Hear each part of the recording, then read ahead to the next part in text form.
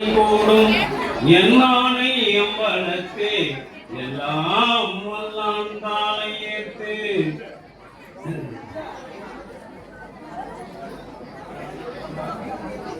அன்பு ஆன்மநேயமுடைய சான்றோர் பெருந்தகைகளே, இரண்டு மனங்கள் இணைகின்ற இந்த திருமணத்தை மிக சிறப்பாக நடத்தி கொடுத்த புத்த மதத்தின் தூண்களாக விளங்கிக் கொண்டிருக்கின்ற மருத்துவ சான்றோர்களே, என் உள்ளத்திலே வாழ்ந்த புத்தனை பார்க்கவில்லையே என்று ஒரு ஏக்கம் இருந்தது.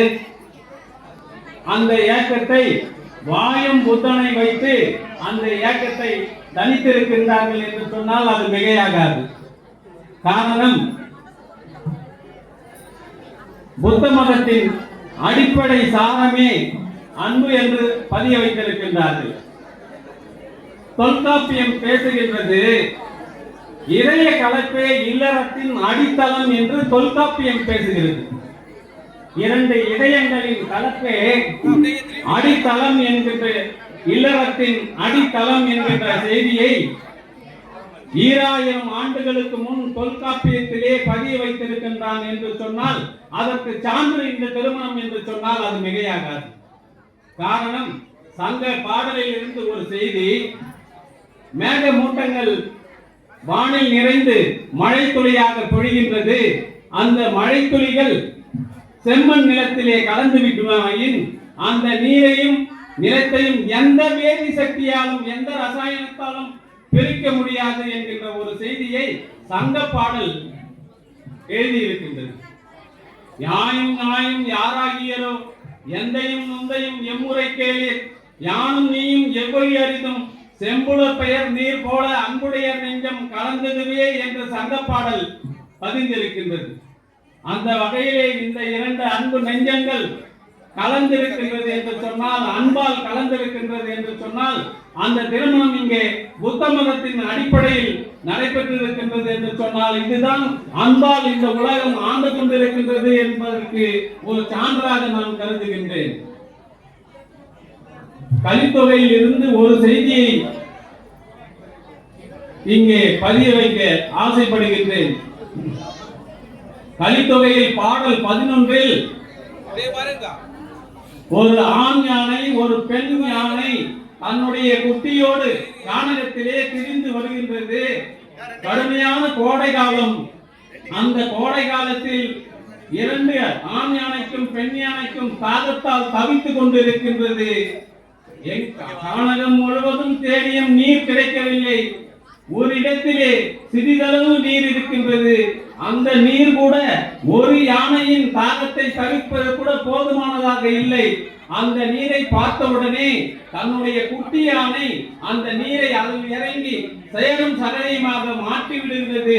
பிறகு அந்த சேரும் சகதி தண்ணியை ஆண் யானை தன்னுடைய பெண் யானைக்கு ஊட்டி பிறகு தான் அருந்துகிறது என்று சங்ககால இலக்கியம் பதிய வைத்திருக்கின்றது. துடி அடி கயந்தலை கலக்கிய சின் நீரை பிடி ஊட்டி பின் உண்ணும் களிறு என்று சங்க இலக்கியத்திலே பதிய வைத்திருக்கின்றார்கள். அது மாத்திரம் அல்ல, அன்புடன் வாழ்ந்து கொண்டிருக்கின்ற இரண்டு புறாக்கள், அன்புடன் வாழ்ந்து கொண்டிருக்கின்ற இரண்டு புறாக்கள் வெயிலினுடைய வெண்மையை தாங்க முடியாமல் தன்னுடைய பெண் புறா வருந்துகின்றது என்று ஆண் புறாவானது தன்னுடைய இறகை விரித்து பெண் புறாவுக்கு தன் நீரை தந்து கொண்டு இருக்கின்றது என்று கலித்தொகை பாடல் 11 பதிய வைத்திருக்கிறது. அது மட்டுமல்ல, இரண்டு மான்கள் வானகத்தை மேய்ந்து கொண்டிருக்கின்றன. கடுமையான வெயில். அந்த வெயிலிலே பெண்மானுக்கு நிழல் இல்லையே என்று ஆண்மான் நின்று கொண்டு தன்னுடைய நிழலை அந்த பெண்மானுக்கு பதிய வைத்துக் கொண்டிருக்கின்றது என்று சொன்னால், மனித இனத்தை தாண்டி அந்த ஆண் இனத்திற்கும் பெண் இனத்திற்கும் விலங்குகளிடமிருந்து நாம் கற்க வேண்டியது இருக்கின்றது என்பதை சங்ககால இலக்கியம் பதிய வைத்திருக்கின்றது. புதிதாக இன்று திருமணம் ஏற்றுக்கொண்டிருக்கின்ற மகளே நிவேதா, உனக்கு ஒன்று சொல்கின்றேன். சங்க இலக்கியத்திலே, சங்க காலத்திலே சூதில் பணயம் வைத்த பாண்டவர்களை பாஞ்சாலி மன்னித்தார்.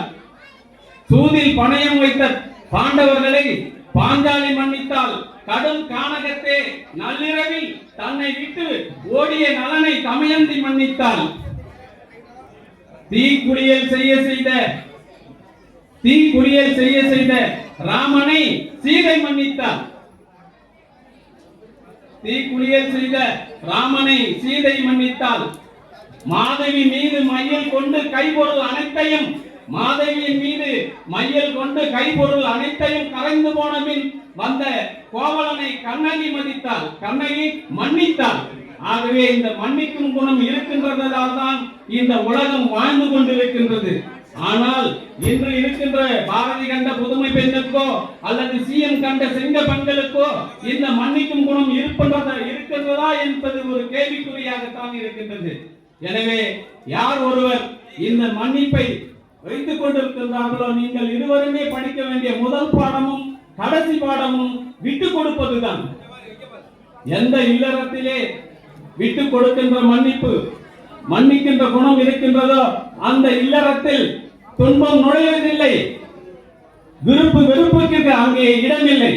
ஏனென்று சொன்னால், காதலித்து கரம் பிடித்த மனைவியோ கணவனோ கூட இன்று மன்னிக்கும் குணம் இல்லாமல் தான் இருக்கின்றார்கள். அன்பு வடிந்து கொண்டிருந்த, தேன் வடித்துக் கொண்டிருந்த அந்த இல்லறமானது இந்த விட்டு கொடுத்தல், மன்னிப்பு என்கின்ற ஒரு குணம் இல்லாததால் அனல் வீசி இன்று மாறி போயிருக்கின்றது என்று சொன்னால் அது மிகையாகாது. கணவனோ அல்லது மனைவியோ தவறு செய்கின்றான் என்றால், விதிவசத்தால் அல்லது வினையினால் ஒரு தவறு செய்கின்றான் என்று சொன்னால், அந்த தவறை ஊதி பெரியதாக்காமல் அதை மன்னிப்பும் குணத்தோடு மன்னித்தால் இல்லறம் சிறக்கும். அதற்காக தான் புத்தர் போன்றவர்கள் எல்லாம் இந்த உலகத்திலே தோன்றி அன்பை விதைத்திருக்கின்றார்கள். எனவே அன்பு மகளே நிவேதா, மன்னிக்கும் குணம் எப்பொழுதும் உன்னை விட்டு அகலக்கூடாது. ஏன் என்று சொன்னால், உன்னிடத்தில் குடும்பத்தை கொடுக்கவில்லை, நல்ல பல்கலைக்கழகத்தை தந்திருக்கின்றார்கள். அந்த பல்கலைக்கழகத்தின் கரஸ்பாண்டன்ட் பேச்சை கேட்டு நீங்கள் எல்லாம் வேந்தராகவும் துணை வேந்தராகவும் நடைபெற வேண்டும். உனக்கு உறுதுணையாக உன்னுடைய அக்கா பாரதி இருக்கின்றார். எனவே நீங்கள் எதற்கும் பயப்பட வேண்டாம். அதே நேரத்தில் லட்சுமண ரேகை என்று ஒன்று இருக்கின்றது. அதை மீறாமல் இந்த குடும்ப கட்டுப்பாட்டோடு இந்த பல்கலைக்கழகத்தை மேலும் விரிவாக்க வேண்டும். இன்னும் ஒன்று சொல்கின்றேன். மகனே, மருமகனே, அம்பேத்கர் ஐயா அகலிகையை கௌதம முனிவன் மன்னிக்கவில்லை,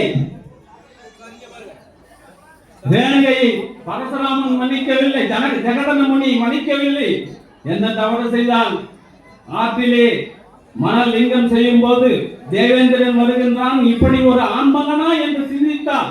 உடனே தம் மகன் பரசுராமனை அனுப்பி தாயின் தலையை கொய்தான் ஜெகதன முனி. எனவே மன்னிக்கும் குணம் பெண்களுக்கு மட்டும் உரியது என்று நீ நினைத்து விலகிவிடாதே.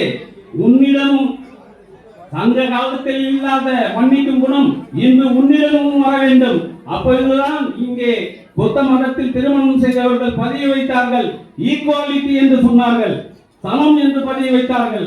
ஆண்களும் பெண்களும் சமமாகத்தான் இருக்க வேண்டும். ஆளப்படுபவர் ஆணாக இருந்தாலும் பேணப்படுபவர் பெண் என்பது சங்ககால வரலாறு. எனவே அன்பெனும் பிடியுள் அகப்படும் அரசே, அன்பெனும் பிடியுள் அகப்படும் மலையே, அன்பெனும் மலைக்கு உட்படும் பரம்பொருளே, அன்பெனும் கடத்தமர் அமுதே, அன்பெனும் கடத்துள் அடங்கிடும் கடலே, அன்புள் ஒளிர் அறிவே, அன்பெனும் அணுவில் அமைந்த பேரொளியே, அன்புருவாம் பரசிவமே என்னும் வள்ளலார் வாக்கினை நீங்கள் உறுதியாக எடுத்துக்கொண்டு புத்தனில் இருந்து ஒரு செய்தியை சொல்லி இடம் அமைக்கின்றேன்.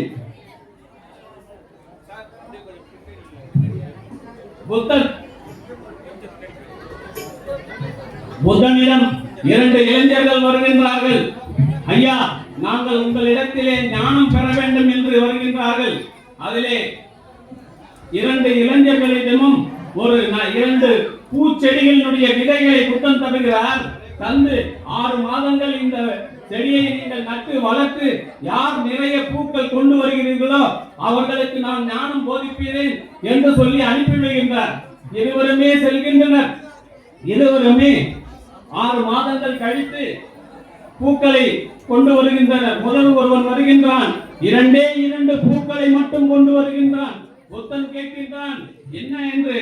ஐயா, நீங்கள் கொடுத்த விதையில் பயிர்ந்திருந்தது நிலம், விளைநிலம் கலர் நிலமாக இருந்தது, வானம் மழை பெய்யவில்லை, எனவே என்னால் 2 பூக்களை மட்டும்தான் தர முடிந்தது என்று சொல்கின்றான். அதை உள்வாங்கிய புத்தன் அடுத்த இளைஞனை அழைக்கின்றான். அந்த இளைஞன் கூடை நிறைய கூடையாய் மலர்களை கொண்டு வந்திருக்கின்றான். அவனிடத்திலே கேட்கின்றான், எப்படி நீ இருவருக்குமே ஒரே விதையை தான் தந்தேன், எப்படி நீ மட்டும் இவ்வளவு பூக்களை கொண்டு வந்தாய் என்று கேட்கின்றான். அதற்கு அந்த இளைஞன் சொல்கின்றான், நான் முதலிலே இந்த விதையை நேசித்தேன், பிறகு இந்த பூமியை வணங்கினேன், இந்த பூமியை நன்றி சொன்னேன். இந்த பூமிக்கு ஒவ்வொரு நாளாக செடி வளர வளர அந்த செடியிடம் போய், செடியே நீ வாழ்க வளர்க, செடியே நீ வாழ்க வளர்க, செடியே நீ வாழ்க வளர்க என்று அன்பு செலுத்தினேன். அந்த அன்பின் அடையாளமாக நிறைய பூக்களை பூத்து இங்கு கொண்டு வந்திருக்கின்றேன் என்று அந்த இளைஞன் தன்னுடைய பதிலை புத்தனிடம் பதிய வைக்கின்றான். அப்பொழுது புத்தன் பார்க்கின்றார், முதலில் இருக்கின்றவனை கூப்பிட்டு, ஐயா, உனக்கு என்னிடம் ஞானம் பயில்வதற்கு எந்த தகுதியும் இல்லை, நீ சென்று வரலாம். உன்னுடைய தவறுகளுக்கெல்லாம் பிறரை காரணமாக்கி ஏதோ ஒரு கதை சொல்கின்றாய், ஆகையால் உனக்கு ஞானம் போதித்து எந்த பயனும் விளைய போவதில்லை, நீ சென்று வரலாம் என்று அந்த இளைஞனை அனுப்பிவிடுகிறார். அடுத்த இளைஞனை கூப்பிடுகின்றார். அந்த இளைஞனையும், ஐயா, உனக்கு எந்த ஞானத்தையும் போதிப்பதற்கு என்னிடம் ஒன்றும் இல்லை, நீயும் போய் வா என்று அனுப்புகின்றார். காரணம் என்ன என்று அந்த இளைஞன் கேட்கின்றான். ஐயா, நீங்கள் சொன்ன மாதிரி மலர்களை வளர்த்து கூடையாய் பூக்களை கொடுத்திருக்கின்றேனே, இருந்தும் நீங்கள் எனக்கு ஒரு பாடமும் சொல்ல மறுக்கவில்லை என்று கேட்கும் பொழுது புத்தன் சொல்கின்றான், இந்த உலகத்தில் நேசிப்பது, அன்பு செலுத்துவது, அடுத்தவர்களிடம் எப்படி நடந்து கொள்வது என்கின்ற 3 பாடம் தான் இருக்கின்றது. அந்த பாடத்தை நீ கற்றுவிட்டதனால் உன்னிடம் போதிப்பதற்கு என்னிடம் ஒன்றும் இல்லை என்று புத்தன் சொல்லி இருவரையுமே அனுப்பிவிடுகின்றான். எனவே இதில் இந்த கதையிலிருந்து நாம் கற்றுக்கொள்ள வேண்டிய செய்தி என்னவென்று சொன்னால், யாராக இருந்தாலும் நேசிக்க வேண்டும், அன்பு செலுத்த வேண்டும். அதைதான் வாழ்க்கை தத்துவமாக பதித்திருக்கின்றார்கள்.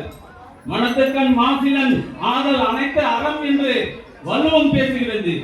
இன்னொரு செய்தியை சொல்லி நான் இடம் சாருகின்றேன். குறுந்தொகையிலே பாடல் எண் 69 கருந்தோட்கர வீரனார் பதிய வைத்திருக்கின்றார். ஒரு கரும் குரங்கு மலை கிளையை தாவுகின்ற பொழுது இருள் சூழ்ந்த நேரம் என்பதால் அந்த உச்சி கிளையில் இருந்து விழுந்து ஆண் குரங்கு இறந்து விடுகிறது. அதன் இணையான பெண் குரங்கு ஒரு நிறைமாத கர்ப்பமாக இருக்கின்றது. அந்த பெண் குரங்கு என்ன செய்கிறது என்று சொன்னால், தான் வயிற்றில் இருக்கின்ற அந்த குரங்கு பிறந்த பிறகு அதை வளர்த்து தன்னுடைய உறவினர்களிடம் சேர்த்து அது தானாக உணவு தேடுகின்ற வரையில் இருந்து பிறகு கணவர் சென்ற இடத்திற்கே நாம் செல்லுவோம் என்று உச்சி மலையில் போய் தன் உயிரை மாய்த்துக் கொள்வதாக பாடல் பதிந்திருக்கிறது. கருங்கன் தாக்களை பெரும் பெரிது உற்றன. கருங்கன் தாக்களை என்றால் தாவும் கலையை உடைய ஆண் குரங்கு பெரும் பிரிது உற்றன. கைமை உய்யா காமர் மந்தி என்று பதிய வைக்கின்றான்.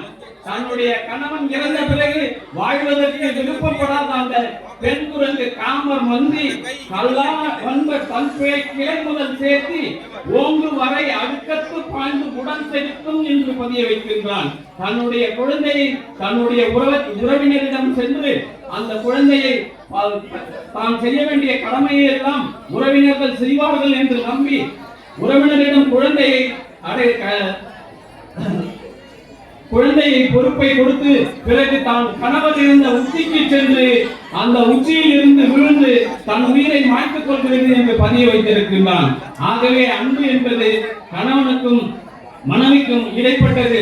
பொதுவாக பெண்களுக்கு பரமன், சாதாரண பாமரன் முதல் பரமன் குடும்பம் வரை பெண்களுக்கு தாய் வீட்டு பாசம் அதிகமாக இருக்கும், இல்லை என்று சொல்வதற்கு இல்லை.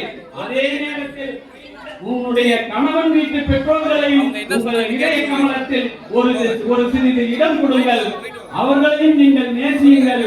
இந்த குடும்பம் எப்பொழுதும் பல்கலைக்கழகமாக இருக்கும். அன்பு ஒன்றுதான் நாம் அனைத்தையும் சாதிக்கும் வழி. அன்பின் வழியது உயிரிலே என்று வள்ளுவம் பேசுகிறது.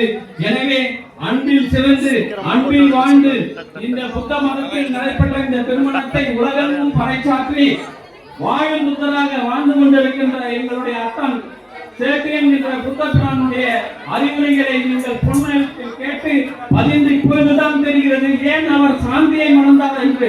புத்த மதம் ஆரம்பிக்கும் போதே ஒரு கருத்தை பதிய வைத்தார்கள், புத்தத்தில் அமைதிதான் முக்கியம் என்று. அந்த அமைதியை சாந்தியை தான் அவர் பெற்றிருக்கின்றார் என்பதை நான் அன்றே பதிய வைத்தேன், இன்றும் பதிய வைக்கிறேன். அனைவர் உள்ளத்திலும் எப்பொழுதும் தேவையில்லாததை லெஸ் லக்கேஜ் மோர் கம்ஃபர்டபிள் என்று சொல்லக்கூடிய அனைத்து தேவையில்லாதவைகளை செதுக்கி தேவையானவர்களை வளர்த்து வளம் பெறுக. சூரியன் உள்ளவரை உங்கள் குடும்பம் ஒளிவிளக்காக திகழட்டும், சுற்றத்தார்களுடைய இருள் அகலட்டும், உடல்நலம் செல்வவளம் மனவளம் நிறைந்து நல்லதொரு பிள்ளைகளை இந்த சமுதாயத்திற்கு தந்து வாழ்வாங்கு வாழ வாழ்த்து இடம் அமைகின்றேன். நன்றி, வணக்கம். அருட்பெருஞ்சோதி, அருட்பெருஞ்சோதி, தனிப்பெரும் கருணை, அருட்பெருஞ்சோதி.